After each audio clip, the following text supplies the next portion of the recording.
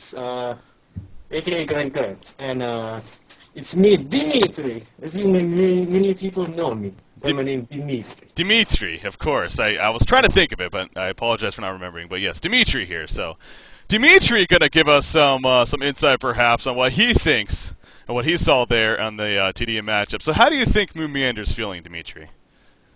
I think Moonmeander is feeling very, very happy right now. Because the #1 shit talk of the American, the Juan Pedro guy, he can talk the talk, but he cannot walk the walk. He's 0-13 Glaciers, a very big feat, very easy game. He says very easy game. Mm-hmm. And when someone on the other team has 13 deaths and you're a hard carry, it's very easy to carry because you get free kills every time. Every 2 seconds, the guy dies, and it's free kills. His positioning is terrible. His warding is terrible. And, free kills, Rex City is what he would say. So, Mr. Dimitri, talk to us about Silhouette a little bit. Obviously, Moonmeander played Silhouette in both games. Why is that? Broken hero? You're Moonmeander's favorite hero? Why are you working in Silhouette so much? Oh, because whenever Moonmeander tried to play a competitive game, he always tried to change the meta game. Because first of all, he always first pick Tundra, always play Tundra. People see, oh, Moonmeander Tundra, too good, so they ban Tundra. So I need to make neutrate Mark Hero. So neutrate Mark Hero Silhouette. So that's why I practice Silhouette, perfected, and now it's my neutrate Mark Hero. And it's so strong. It got the stun, got the escape ability, got the farming ability, you got the catching ability, and you got the, most of all, the most important ability is to be able to push 2 lanes at one time. Yes. And be anywhere across the map. That's the best part about Silhouette. So are you expecting teams to start banning Silhouette against you every time? Of course, but there's only so many bans you can ban against me. I mean, Tundra, and then Silhouette, and then Tundra, Silhouette. I mean, it's only 4 bans. You can ban 2 bans, it's 2 bans already. You cannot ban everything against me. Yeah, But of course. obviously, I expect. Of course. So Dimitri, Moonmeander, tdM. I mean, you guys are now going to DreamHack Summer 2012 as a result of this victory here. Going to be representing North America. What does this mean for Moonmeander, you think? This means for my second LAN event since I came to NSL, my first DreamHack event though.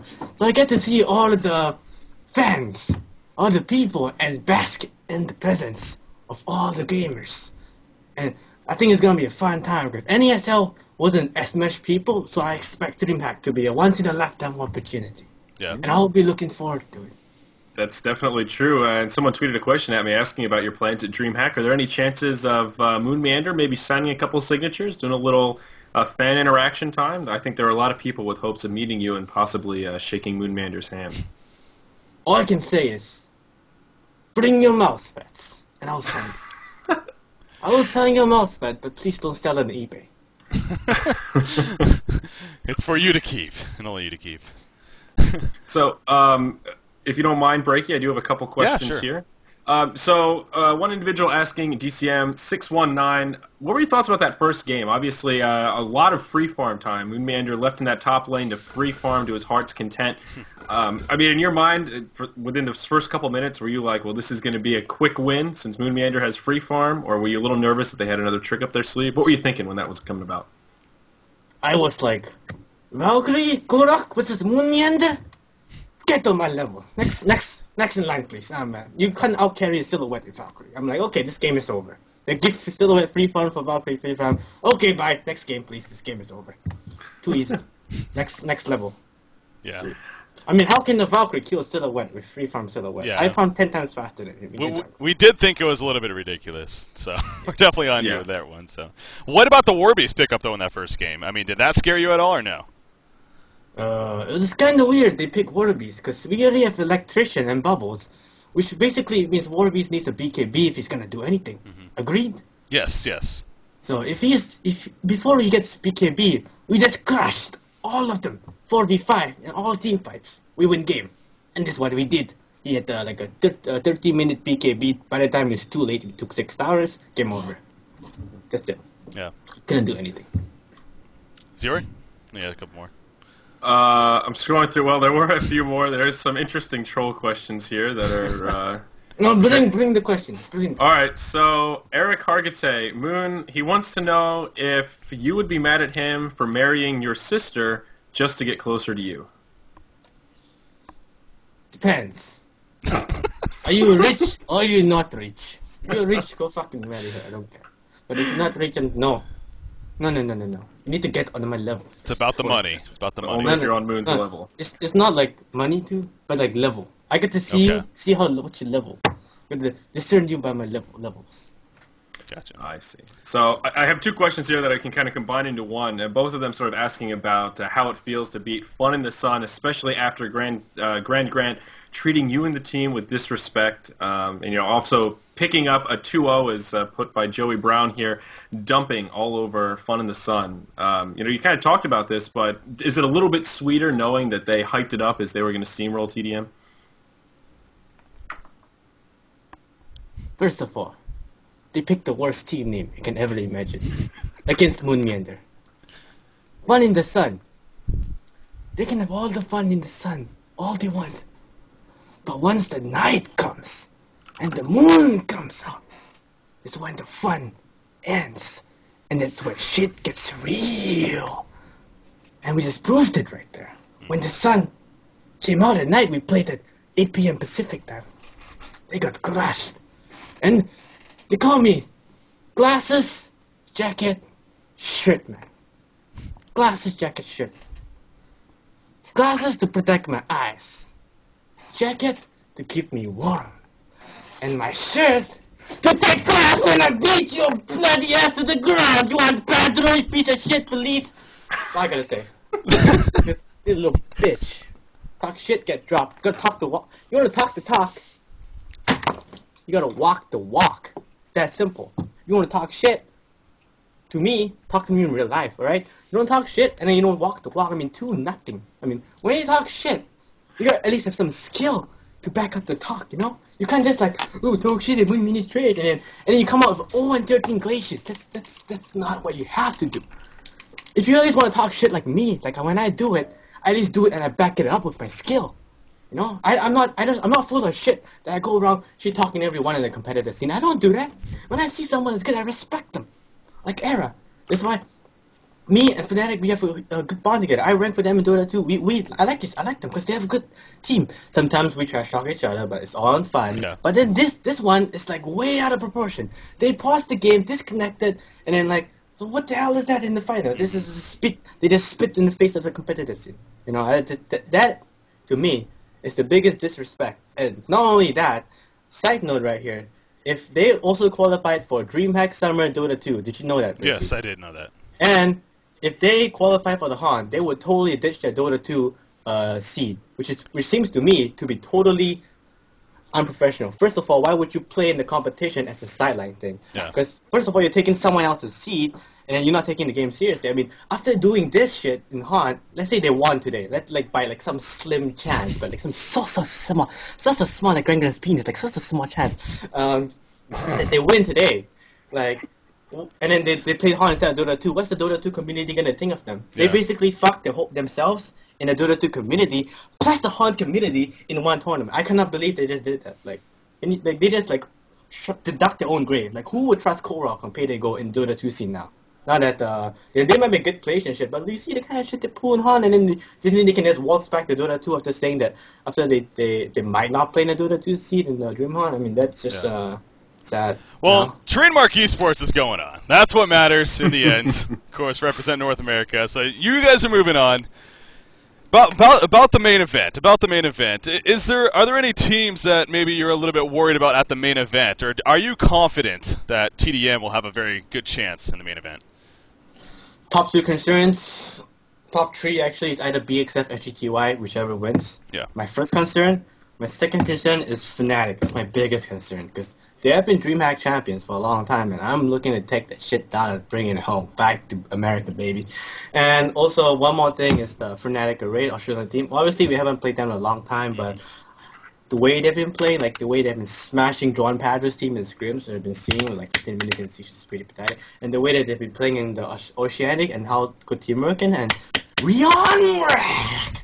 It's improving. I can see that. Yeah. So I'm scared of this not scared, but this is my biggest rival. Yeah. As for the Russian team, not really scared of that because I know Cats is not really that good. The Korean team, they haven't even played HoN yet. It's still in closed beta. I don't know what the hell is going on there. Southeast Asian team, we played against Southeast Asian #1 Malaysian team. Mm-hmm. We lost our career at level 1. We gave first blood, double kill, but we still won the game. It was pretty fucking funny. Yeah. And so I'm not even scared of them at all. The only one I'm scared of is Fnatic, the top 3 Europe teams, top 2 Euro teams, because there's going to be 2 Euro teams that qualify. No, it's actually 3. Fnatic, the BYOC, and the European DreamHoN. There's 3 teams that is probably going to be the best. Combined Fnatic already, so there's going to be 4. Plus us, there's going to be 5 powerhouse teams. And there's going to be 1 Russian team, which is Cat. I know they're not that good. And the South Asian team, I know they're not as experienced as us. Their metagame is different. And the Korean team, which is like, they just got the game like 2 seconds ago. They don't want to play. So it's only 5 power teams, and that's all I'm looking forward to. Are you gonna represent North America proud? Are you gonna bring a flag? Are you gonna be clear that people know that you're from North America at this event? I'm not that patriotic, honestly. I'm from South Asia too. If I'm gonna bring any flag, it's gonna be the Moonmeander flag for Mother Russia. Fair enough. Russian flag, I would if I actually came there. Fair enough. How happy are you that you found this situation with Trademark Esports? Obviously, before the NASL event, you always were considered a top-tier pub player, but never on that competitive scene. But that experience came out, and here you are now known as one of the most popular, if not the most popular pro player. What has that ride been for you like? How has that experience been? That experience, it's been crazy. Because first of all, I was just a pub star. Even though I was just a pub star, I was like one of the highest MMRs, the best win rates, and so many sub-accounts that were 1900 MMR. I was beating True, Josh P, Toronto, all these Korok, Beatis, all these big names. And they were like 2-3 man, and I was solo queue, and I was beating them, like hardcore. Like beating them in lane, beating everything. And I think Trough was a fan of my stream, and he picked me up off that. He saw my gameplay, I was like, oh shit, this guy's actually good at crushing Toronto in lane. So boom, he picked me up, and so far it's been like a fairy tale ride for me. Like exposure to NASL, meeting all the pros, meeting Hani in real life, meeting Loda in real life, and people I look up to when I was like 12 years old playing Dota 1, like big names like Hani, Loda, Aki, like this were like old school Dota players, and I finally met them in real life. It's really been a blessing, and I get to see many young gamers like Era, who's so really good, and I get to see them in real life, drink with them. It's really awesome. Yeah.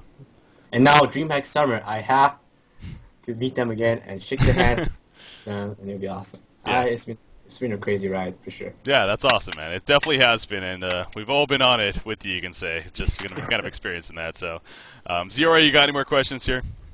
I do have one more, and one last one here. How come, and this is one more about heroes than macro Moonmeander stuff, but how come Troufmador isn't the one playing Silhouette? And as this post suggests, you playing Bubbles. He said, don't think that he's the only one expecting that. One day, we lost against Clan Milk. I was Bubbles. I was 0-5.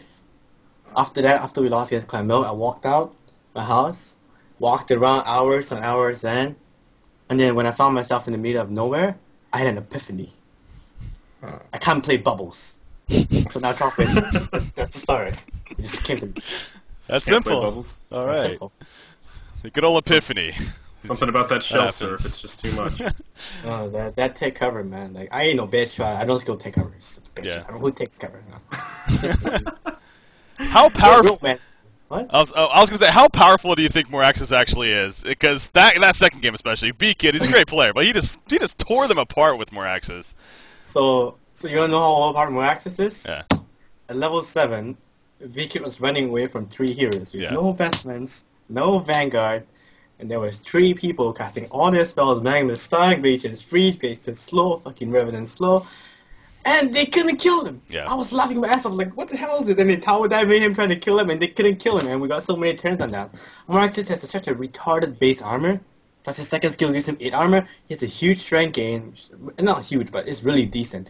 And then his spells offer so much burst, and it's really anti-tank too. Not many people know this, but his third spell, the Axes, actually take away 6% of your maximum health. Yeah. Not your current health, so it's actually a really good anti-tank tool. Not many people know this. Ultimate makes him retardedly unkillable. His stun is 2.5 seconds, and it's a really good initiation tool. And yeah, it just does his burst, actually, if you do the math, you go to practice mode, you do the whole thing, it's about 700 damage at like level 7. Yeah.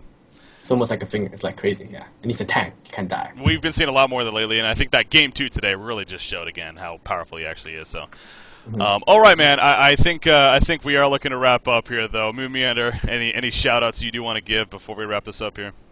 Shout out to Virtualic Gaming. Not many people know this, but they were knocked out in the early stages of the game. Yeah. By none other than the Juan Pablo team, because they were smurfing, thus they were put in the same early bracket as Virtualic. Virtualic did not expect this. And then they thought, oh, this fighting a couple of 1500s, so they just screwed around, even though they shouldn't have. And they lost the best of one, and they were like, what the hell is going on? Who are these guys? And then I told them a couple of days later, oh, it's Toronto, and then I found out. And then he was like, oh my god. And then because of that, Virtualic actually, like, 2-3 people quit the team because they got really mad. And the team is kind of like on tilt right now.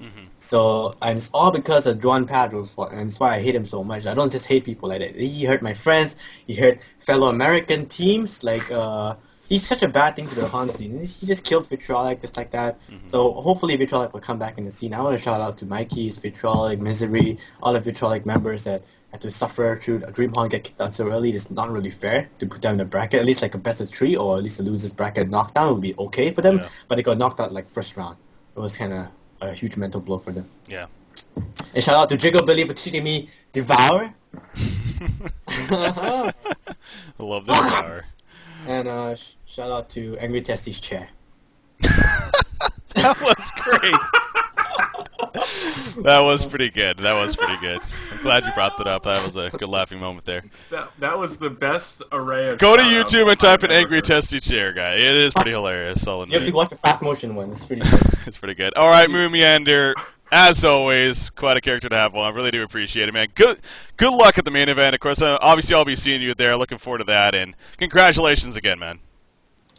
Yeah, thanks. Okay. All right, take it easy, Moonmeander. All right, so there we are. Moonmeander there, having some words to say. Definitely not afraid to say them at the same time. Always do love characters like that. So, you know, he has some choice words there for certain players. But hey, in the end, it's very clear that he is passionate. He is excited that they are moving on, and that is the good thing. So. Yep.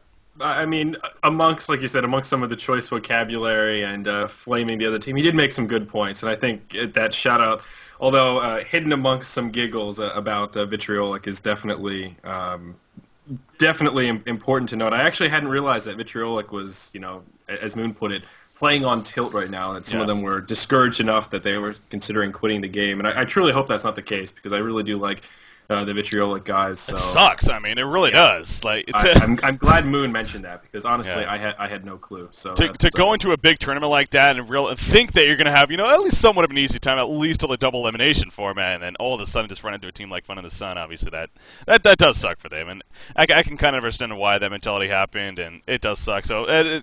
Props to Moonmeander definitely for that, and I too, because especially in the North American scene, we really need these Han teams to kind of stick together, and they're definitely one of the better ones. So, yeah, so great interview to end it off there, guys. That means, as you see on your screen, we have one grand final left here for the DreamHack Qualifiers, sponsored by Alienware Arena. The European Championships will be taking place tomorrow. That is May 9th. As you see the times on your screen right there, 2000 Central European Time, 2 p.m. Eastern, also 11 a.m. Pacific, and then 4 a.m. Australian local time. So Black Fade taking on SGTY, best out of 5. Of course, Black Fade going to be up 1-0 coming from the winner's bracket, but okay, we've had a couple of 3-0s here. There's no way it's going to be 3-0 in the European Champions. Absolutely no way. I refuse to believe there's any chance of that. Yeah, I agree. I really don't think it will be either. I am devastated that I'm going to be missing it. The very last grand finals, arguably what could be the best grand finals. If it's anything but a 3-0, you could maybe make a good case that it'll be the best grand finals. So I sincerely apologize for not being here. Shams will be in my spot, though, as we talked about earlier. So who better than to cover SGTY versus Black Fade in the grand finals? So yeah.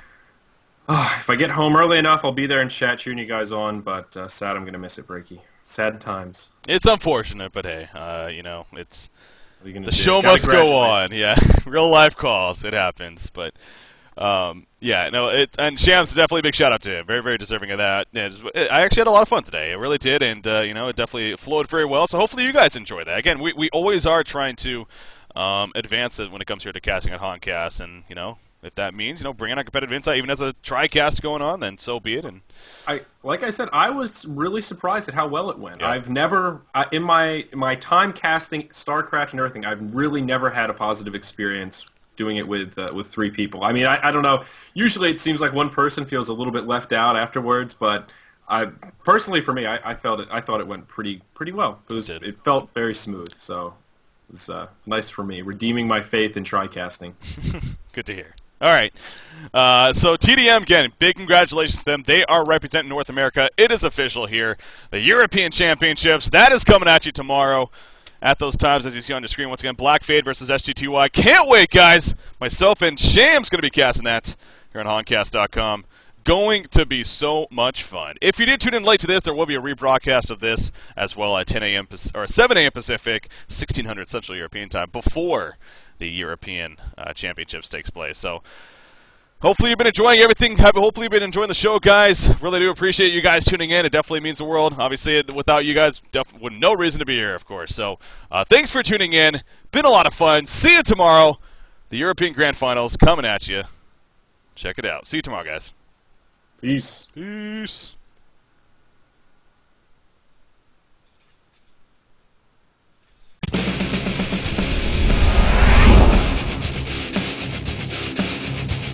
Heroes of Newerth is excited to announce our upcoming event at DreamHack Summer 2012. Teams from 6 different regions, including Europe, North America, Australia, Southeast Asia, the Commonwealth of Independent States, and Korea will get a chance to qualify and be sent out to Sweden to compete in DreamHaN. It definitely feels like an Olympic style. It feels like you can support your country, you can support your region, you could log in and hope your team makes it to the end. A team from each of the 6 regions will be joined by the BYOC winner as well as the returning DreamHack champions, Fnatic Raycall. These teams will meet up in Sweden at DreamHack Summer 2012 to compete for the $60,000 prize pool. The North American, European, and Australian qualifying events will last 2 weeks, where each of these regions will host a double elimination event to decide on which team they will send to represent. This is literally almost a once-in-a-lifetime opportunity, and I think everybody should be able to really experience the sights and sounds of DreamHack, because there's really nothing like it. The other regions will host their own qualifying events to select which team will represent themselves as well. We're going to have people from Southeast Asia, from CIS, from Korea, all around. Our both partners are going to send the best of the best to play in the DreamHack event, which I'm really excited about, to see some gameplay and to see what they bring to the table. The winner of each of these qualifying events will be flown to Sweden to compete in the DreamHack Summer 2012 DreamHaN event for a chance to earn a share of the $60,000 prize pool. DreamHack just has a different kind of feel, a different kind of aura when you're there, and that's really what we want our players to experience. Once teams meet up in Jönköping, Sweden, they'll compete in the main event on June 16th to the 17th in an 8-team one group stage format. Each team will play each other once in a best of one, where the top 4 teams will move on to the single elimination semi-final playoff stage. Esports is old, but it's not that old. I mean, there's still boundaries to be broken. The championship match will take place in the Dream Arena in a best-of-3 format to see who will be crowned the DreamHaN DreamHack Summer 2012 champions. Game time, baby. Let's do this. Woo! Woo!